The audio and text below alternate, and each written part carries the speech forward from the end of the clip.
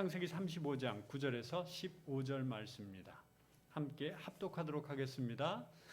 야곱이 밧단 아람에서 돌아오매 하나님이 다시 야곱에게 나타나사 그에게 복을 주시고 하나님이 그에게 이르시되 내 이름이 야곱이지만은 내 이름을 다시는 야곱이라 부르지 않겠고 이스라엘이 내 이름이 되리라 하시고 그가 그의 이름을 이스라엘이라 부르시고 하나님이 그에게 이르시되 나는 전능한 하나님이라 생육하며 번성하라 한 백성과 백성들의 총회가 내게서 나오고 왕들이 내 허리에서 나오리라. 내가 아브라함과 이삭에게 준 땅을 내게 주고 내가 내 후손에게도 그 땅을 주리라 하시고 하나님이 그와 말씀하시던 곳에서 그를 떠나 올라가시는지라. 야곱이 하나님이 자기와 말씀하시던 곳에 기둥 곧 돌기둥을 세우고 그 위에 전제물을 붓고 또 그 위에 기름을 붓고 하나님이 자기와 말씀하시던 곳의 이름을 베델이라 불렀더라. 아멘. 홍순원 목사님께서 베델에서 시작되는 삶이라는 제목으로 말씀 전해 주시겠습니다. 많은 은혜 받으시기 바랍니다.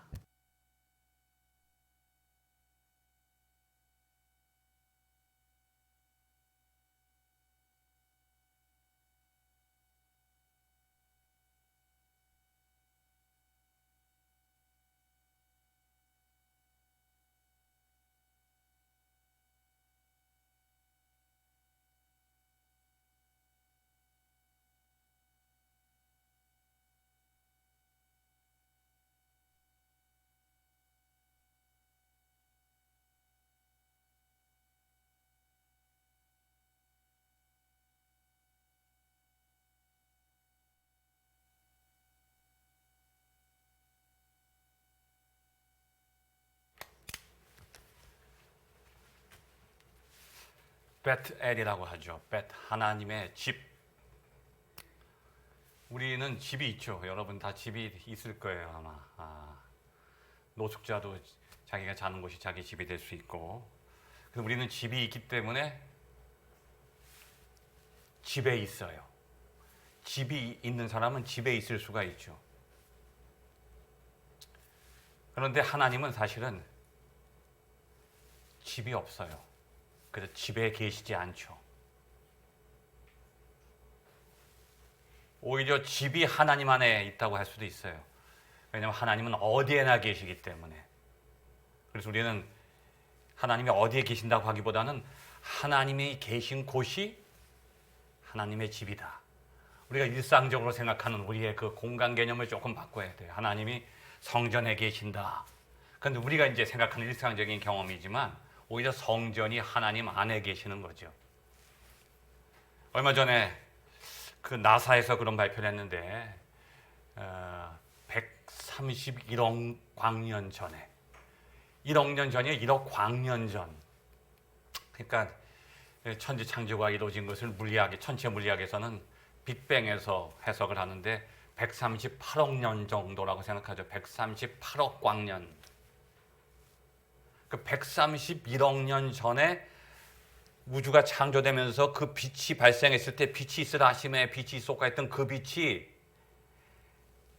갑자기 우리에게 나타나는 게 아니라 131억 년 동안을, 광년 동안을 그 빛이 달려와서 이제 지구에 겨우 돌아간 것을 발견했다고 하는 거예요.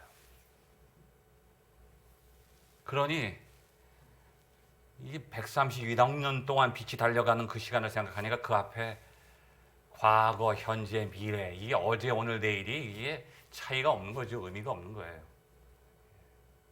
공간조차도 사라져버리죠. 그러니까 공간이 먼저 생겨나고, 성경에 보면 하나님이 시간을 만드셨다 그런 말씀은 없잖아요. 그러니까 시간이라고 하는 건 공간에 따라가는 거예요. 공간이 없으면 시간이 없어요. 그러니까 공간을 창조하시는 거예요. 그러면서 시간이 그것과 함께 나타나는 거죠. 근데 그것을 기가 막히게 저녁이 되고 아침이 되니 첫째 날이다. 그 공간의 창조 속에서 시간이 거기서 함께 나타나는 것을 설명하고 있죠. 오늘 본문의 말씀 보면 하나님의 집, 벳엘이라고 하는 지명이 이제 생겨납니다. 원래 지명이 아니에요. 원래 지명은 아닌데 창세기 28장에 또 이게 나타나요. 28장, 오늘 35장인데 한 7장밖에 차이가 안 나죠. 내용상으로는 금방 읽을 수 있는데 그 사이에 시간적인 거리가 한 30년 돼요. 30년. 야곱이 30년 전에 28장에 보면 에서한테 쫓겨서 들판으로 나가요. 그래서 엄마가 이제 외삼촌 집에 숨어 있으라고 그래서 이제 라반의 집에 가다가 밤이 되어서 잠깐 돌베개 비고 잘 때 거기서 하나님을 만나죠. 그리고 그냥 야곱이 너무나도 충만한 은혜를 경험하게 되는 거예요. 이야, 하나님이 여기 계셨구나. 그런데 내가 몰랐구나. 벌써 30년 전에 경험했던 그 자리가 바로 베델입니다. 그런데 30년 동안을 잊어버리고 산 거예요. 이 야곱의 이야기를 가만히 보면 자꾸 저는 제 삶을 거기다 비춰보니까 제 삶을 돌아보게 돼요. 저 자신이 그렇게 산 것 같아요. 오랜 시간 동안 그 하나님을 만났던 그 자리를 잊어버리는 거예요. 잊고 사는 거지. 이스라엘이라고 하는 이름을 미리 받았는데도 이스라엘로 살지 못하고 그냥 야곱으로 살아가는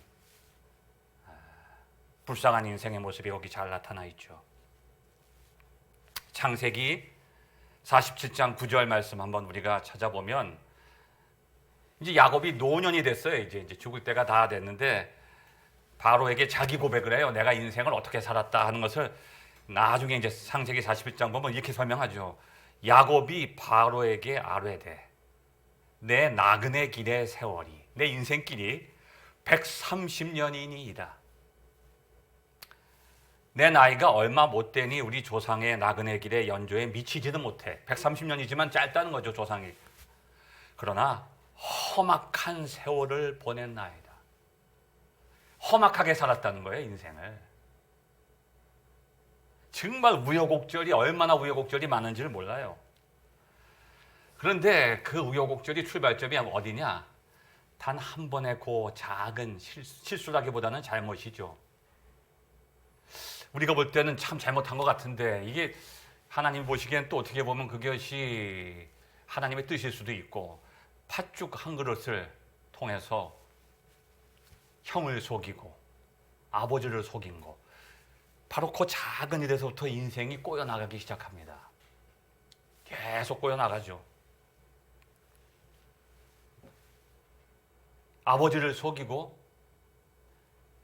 형을 속였는데 그것으로 모든 게 끝나는 게 아니에요.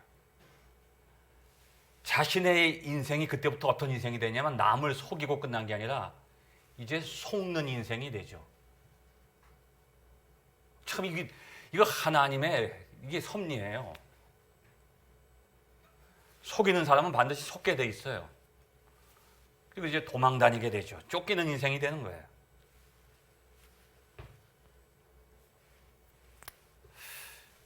우리가 세상을 살다 보면 우리에게 믿음이 잘 안 생긴다 그런 생각, 왜 나는 믿음이 없을까, 왜 믿음이 잘 안 생길까 그런 생각을 할 때가 있죠. 또 가지고 있던 믿음도 무너질 때가 있어요. 그 원인이 뭔지도 우리가 잘 생각해 보면 그 원인이 있어요. 우리의 그 믿음의 기준이 뭔지가 정확하게 설정되지 않았기 때문에 그러죠. 그 기준이 명확해야 돼요. 과연 믿음의 기준이 무엇인가? 근데 우리는 믿음의 기준과 세상의 기준을 많이 붙일 때가 있단 말이에요. 오히려 이게 어떤 것이 먼저가, 믿음이 먼저가 아니라 다른 것이 먼저가 될 수 있어요. 우리가 믿음이 좋으면 하나님의 축복을 받는다, 세상에서 형통한다. 그런데 이것이 첫 번째가 아니라 이것이 목적이 돼서 이게 수단이 될 수도 있단 말이죠. 근데 야곱의 이야기를 잘 살펴보면 세상에서 우리가 형통하고 잘 되는 것이 믿음의 기준이 아니라 하나님 앞에서 우리의 영혼이 잘 되는 거예요. 영혼이 하나님 앞에서 잘 돼야 범사의 모든 것이 풀려나간다. 이게 순서가 있다는 거죠. 이것이 바로 믿음의 기준이 돼야 된다는 거예요. 야곱의 고백처럼 내가 험악한 세월을 보냈다. 근데 물론 험악한 세월을 보냈지만 그 험악한 세월 속에서 야곱은 하나님의 살아계심을 경험하고 그 영혼이 소송케 되고 온전해지는 경험을 하게 되는 거죠. 그것이 바로 베델의 역사입니다. 야곱은 어떻게 보면 참 가련한 인생이에요. 복은 받긴 받았는데요. 그 복을 받은 것 때문에 이제 도망하는 신세가 되죠. 환도뼈가 부러져서 이제 지체장애자가 돼요. 그리고 평생 쫓기는 신세 속에서 불안장애가 누가 나를 쫓아온다. 에서가 쫓아온다. 라반이 쫓아온다. 불안장애, 피해 망상증 이런 것에 너무 시달리다 보니까 이게 그 심리학자들이 야곱의 그 성격과 삶을 잘 분석해 보면 이건 심각하다는 거예요. 어느 정도로 심각하냐면 거의 사이코패스가 될 정도로 심각하다는 거예요. 왜 사이코패스가 되냐면요. 이게 극도로 이기적이 되면 나중에 거기 자아 도취에 빠지고 나르시시즘에 빠졌다가 이게 더 심해지면 사이코패스가 되는 거예요. 그래서 야곱의 이야기를 보면 이건 완전히 극단적인 이기주의란 말이에요. 에서를 만나러 갈 때도요. 자기 자식들을 방패로 세우는 거야. 그리고 가장 가까운 자식은 자기 앞에 두고 조금 먼 자식, 그 다음에 식솔들 뭐 쭉 해가지고 거기서만 나타나는 게 아니에요. 자기의 사랑하는 딸이 세겜에게 폭행을 당하고 성폭행을 당했는데도 그거에 대해서 분노하고 두려워하고 걱정하는 게 아니라 자기가 죽을까 봐 막 야단을 치는 거예요. 왜 그런 짓을 했냐고. 아들들이 왜 세겜을 죽였느냐. 그게 인간으로서 너무 우리가 볼 때는 부족한 인간이에요. 비천한 인간이죠. 그것도 다 이유가 있는 거예요. 평생 남을 속이고 끝난 게 아니라 시달리면서 사는, 장인에게 14년 동안 착취당하고 아내를 4명이나 뒀어요. 자기가 원해서 둔 게 아니야. 자기의 운명이지 이게. 결혼을 자기가 원해서 한 게 아니라 이게 강제로 이게. 그러다 보니까 아내가 4명이 되니까 자녀들도 엄청나게 많은 거예요. 가정이 편할 날이 없어. 오늘 우리 성가대 찬양을 했지만요. 야곱의 가정은 그런 찬양하는 가정이 아니에요. 싸움이 그치지 않는단 말이에요. 왜? 이복 형제들이 많거든. 그 결과가 요셉에게까지 이어지는 거예요. 그리고 자기에게 돌아오는 거야. 자기가 아버지를 속였잖아요. 그런데 하나님은요. 그것을 그렇게 그냥 잊어버리시는 게 아니야. 자기가 아버지를 속았으니까 이제 자식에게 자기가 속는 거예요. 하나님 반드시 책임을 물으시는 거야. 복은 주시지만 그래서 자식들이 요셉이 짐승에게 잡아 먹혀서 죽었어요. 살아있지만 아버지에겐 죽은 거예요. 자식의 죽음을 경험하게 되는 거지. 끊임없이 자식들이 불화를 일으키는 거예요. 그래서 이걸 자기가 다 당하면서 사는 거야. 그러니까 험악한 세월을 보냈다는 거지. 파란만장한 인생이죠. 그런데 중요한 것은 거기서 끝나는 게 아니라 하나님께서 그러한 험악한 세월 속에 늘 동행하시는 거예요. 근데 자꾸 야곱은 그걸 잊어버리고 살았던 거죠.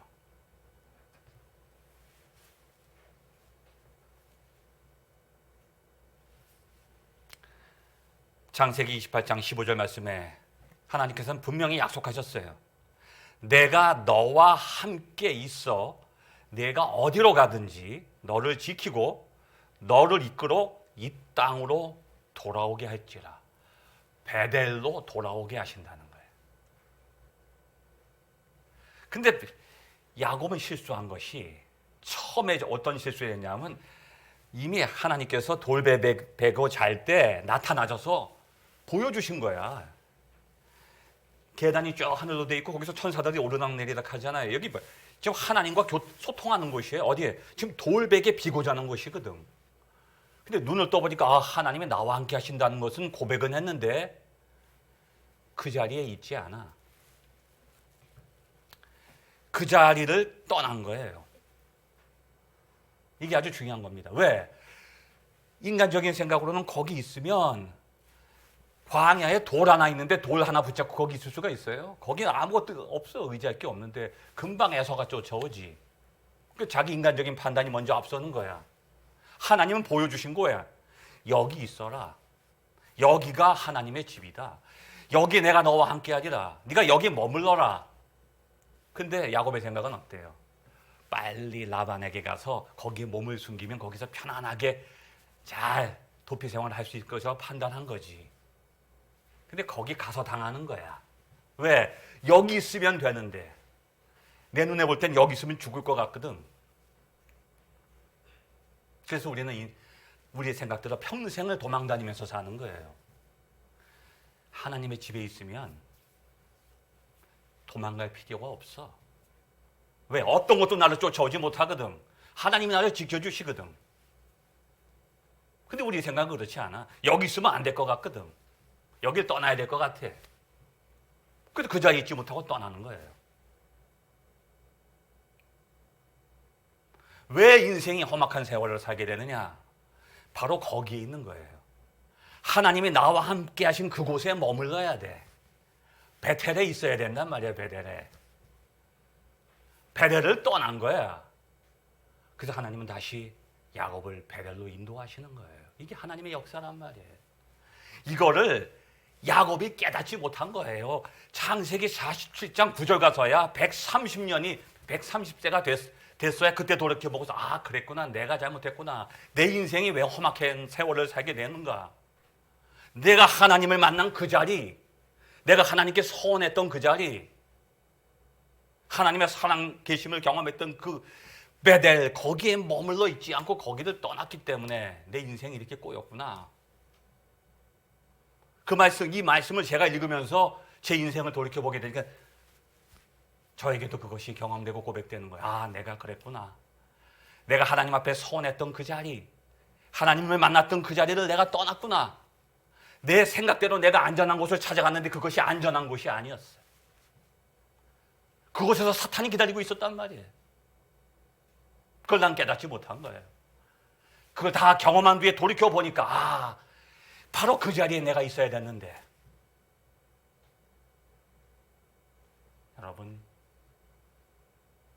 여러분의 삶을 이 시간 이 말씀을 통해서 돌이켜보시기 바랍니다. 여러분이 하나님을 만난 그 살아계심을 경험했던 그 자리가 있단 말이에요. 하나님께 고백하고 하나님 내가 이제 평생 하나님 위해서 살겠습니다 소원했던 그 자리, 그 자리를 기억하고 돌아가야 돼. 오늘 우리가 찬양했던 것처럼 은혜로다. 이게 베델에서 우리의 삶이 시작되는 이유는 거기서 우리가 하나님의 은혜를 경험해야만 우리의 삶이 시작되는 거야. 은혜 없이는 우리는 아무것도 할 수 없거든. 은혜에서 시작하는 거예요, 우리의 삶은. 그래서 은혜로 인도되는 거야. 그리고 은혜에서 완성되는 거예요. 하나님의 은혜를 경험했던 그 순간, 그 자리, 그걸 잊으면 안 되는 거예요.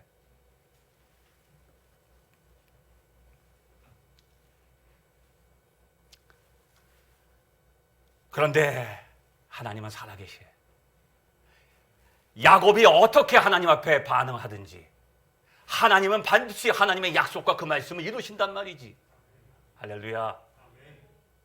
우리가 하나님을 멀리 떠나도 하나님 우리를 떠나는 게 아니야. 우리는 늘 붙들고 계신단 말이에요. 그래서 기필코 하나님이 약속을 이루신단 말이에요. 30년 동안 야곱이 방황할 때 하나님께서는 그 야곱을 붙드시고 기필코 베델로 다시 인도하시는 거예요. 이 하나님의 놀라운 은혜의 역사예요. 그래서 28장 15절 말씀은 하나님께서 약속하시죠. 야곱에게 내가 너와 함께 있어. 어디로 가든지 너를 지키고 너를 이끌어 이 땅으로 다시 돌아오게 할지라. 야곱이 정신 차리고 돌아온 게 아니에요. 하나님이 야곱을 붙드시고 결국은 30년 만에 베델로 인도하신 거란 말이지. 놀라운 은혜죠. 하나님이 인도하셨단 말이에요.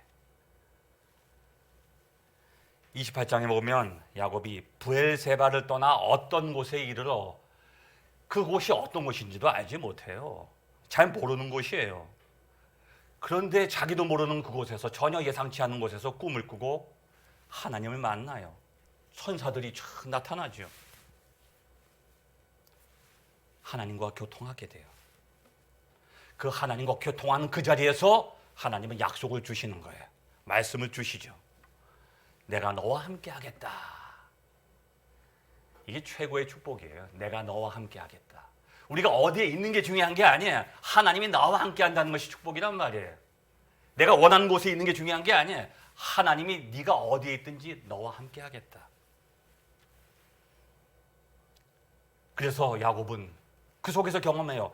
하나님께서 여호와께서 과연 여기 계시거늘 내가 알지 못하였노라. 과연 여기 계시는 것을 내가 전혀 모르고 있었구나. 그 하나님께서 지금 이 자리에 여러분과 함께 하시는 줄로 믿습니다. 은혜의 교회에 함께 하시는 줄로 믿습니다. 그럴 때 은혜의 교회가 베델이 되는 거야. 하나님의 축복은 결코 인간의 노력으로 되는 게 아니에요. 팥죽 한 그릇에 축복이 주어지는 게 아니에요. 베델에서 하나님을 만날 때 축복이 완성되고 약속이 성취되는 줄로 믿습니다. 그래서 베델에서 야곱이 하나님을 만나고 그 베델의 원래 이름이 루스인데 지명이 바뀌어요. 이거 놀라운 거예요. 원래 있던 이름이 지명이 바뀌는 거야. 놀라운 변화죠. 지명만 바뀌는 게 아니에요. 야곱이 이스라엘이 된단 말이에요. 이름이 바뀐다는 거예요, 여러분. 이 히브리 전통에서 이름이 바뀐다는 건 그냥 우리 한국에서도 그 이름 바꿀 때 운명과 관계를 관련시키지만요. 이름이 바뀐다고 하는 것은 인생이 바뀌는 거예요. 하나님이 계신 곳, 하나님을 만나는 곳에서 지명만 바뀌는 게 아니라 우리의 인생이 바뀌어요. 루스가 베델이 되듯이 여기 양재가 베델이 될 줄로 믿습니다. 여기서 여러분이 하나님을 만나면 양재가 베델이 되는 거예요. 여러분이 어떤 이름을 가지고 있든지 이제 여러분의 이름이 이스라엘이 되는 거예요. 이 놀라운 역사죠.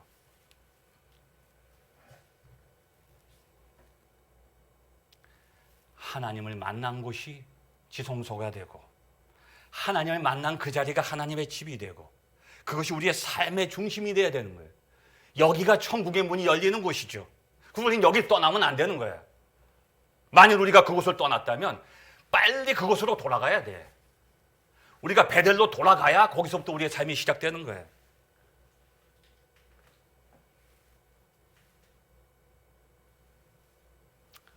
우리는 하나님의 은혜로 부르심을 받은 자들이에요. 하나님이 은혜로 불러주신 거예요. 우리가 아무리 가려고 해도 어거스틴이 말했듯이 irresistible grace, 불가항력의 은혜. 우리가 은혜를 원한다고 해서 하나님이 은혜 주신 게 아니야. 우리가 그 은혜를 거부한다고 해서 은혜를 벗어날 수가 없어. 우리가 아무리 야곱처럼 다른 길로 가도 하나님의 은혜로 우리를 붙드신단 말이지. 그 은혜로 여러분을 부르신 거예요, 하나님께서는. 그리고 그 은혜로 여러분을 용서해 주신 거죠. 근데 우리는 그 은혜 없이는 살 수가 없는 사람들이에요. 그런데 그 은혜가 지금 폭포수처럼 임하는 그곳이 바로 이 자리란 말이에요. 그곳이 베델이에요.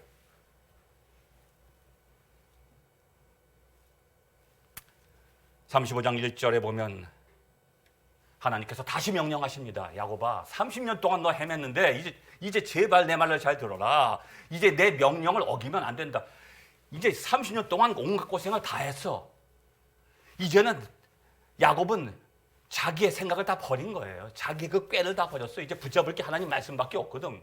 하나님은 그 순간까지 몰아가시는 거예요. 다시 말씀하세요. 야곱아, 일어나라. 베델로 올라가서 이제 너는 거기서 거주하라. 떠나지 말고 거기 살아라. 내가 내 형을 피해 도망하던 때에 내게 나타났던 그곳으로 가서 제단을 쌓고 거기서 살아라. 그때서야 이제 아멘 하면서 야곱은 그 말씀을 붙잡습니다. 그리고 가지고 있던 이방 신상들 다 우상들 다 버려요. 가지고 있던 옷도 다 버립니다. 의복을 바꿔 입어요. 그리고 상수리 나무 밑에 다 묻어버리고 그리고 식솔들에게 얘기합니다. 나의 환난 날에 내게 응답하신 하나님께서 나에게 이렇게 명령하셨다. 너희들도 이거 지켜라.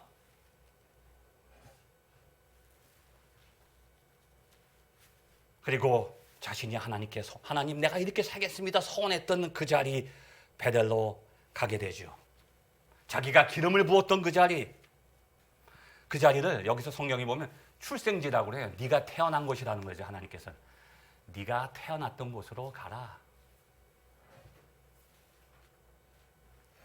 작은 돌 하나 있는 곳입니다, 여러분. 세상에서는요 전혀 사람들이 관심을 두지 않는 그곳이에요. 근데 그곳이 가장 귀중한 곳이라는 거죠. 우리가 가장 그것을 귀하게 여겨야 돼요. 거기서 우리는 다시 시작해야 된다고 하는 거죠. 왜냐하면 베델을 떠나서는 우리는 하나님 은혜를 경험할 수가 없어. 베델을 떠나서는 하나님의 약속이 성취되지 않는 거죠. 지금 여기 우리가 하나님을 예배하는 이 자리가, 이 은혜교회가 하나님의 베델이 되시기를 간절히 축원합니다. 이 모든 것이 이 자리에서 회복되기를 주님의 이름으로 축원합니다. 우리에게는 돌아갈 자리가 있어야 돼요. 가장 슬픈 것이 내가 돌아갈 곳이 없다는 거야. 돌아갈 베델이 있어야 돼요. 하나님의 집이 곧 나의 집이 돼야 돼. 그래야 인생이 바뀌는 거예요. 과거의 자리, 30년 전에 그 자리가 아니에요. 지금 우리가 30년이 아니라 60년이 되었어도 하나님을 만났던 그 생생한 경험을 여기서 회복하게 될 때 바로 이 자리가 그 자리가 되는 거예요. 우리가 그 자리로 돌아가는 거예요. 사람들은 많이 얘기합니다. 어떻게 그 자리로 어디 가서 돌아가죠? 그게 아니에요. 지금 이 순간 우리가 여기서 우리가 하나님을 만났던 그 감격스러운 경험을 여기서 회복하게 될 때 바로 우리는 베델로 돌아가는 거예요. 그리고 그곳에서 우리의 삶이 새롭게 시작되는 것입니다. 왜 우리가 베델로 가야 됩니까? 왜냐하면 하나님께서 거기서 바로 우리를 기다리시기 때문이죠. 내가 너를 거기서 기다리겠다. 내가 너를 거기서 축복하겠다. 내가 너를 거기서 만나주겠다. 그리고 내가 거기서 나의 약속을 이루어주겠다. 하나님께서 지금 여러분에게 약속하십니다. 우리 함께 우리의 베델로 돌아갑시다. 기도하겠습니다. 거룩하신 하나님 아버지, 늘 우리 곁에 계셔서 우리에게 은혜를 주시며 우리를 축복하시고 그 축복의 길로 인도하시는 하나님이신 줄 저희가 믿습니다. 하나님 아버지, 우리가 어떠한 순간 속에서도 우리가 경험하는 현실에 눈을 두지 않게 도와주시옵시고, 지금 여기서 하나님이 나와 함께 계심을 늘 깨닫고 하나님께 고백하는 저의 삶이 될 수 있도록 축복하여 주시옵소서. 오늘도 저희의 삶이 하나님께서 저희와 함께 하시는 이 베델에서부터 다시 시작되는 놀라운 경험이 저희에게 일어나게 도와주시옵소서. 살아계신 우리 주님 예수 그리스도를 받들어 간절히 기도드리옵나이다.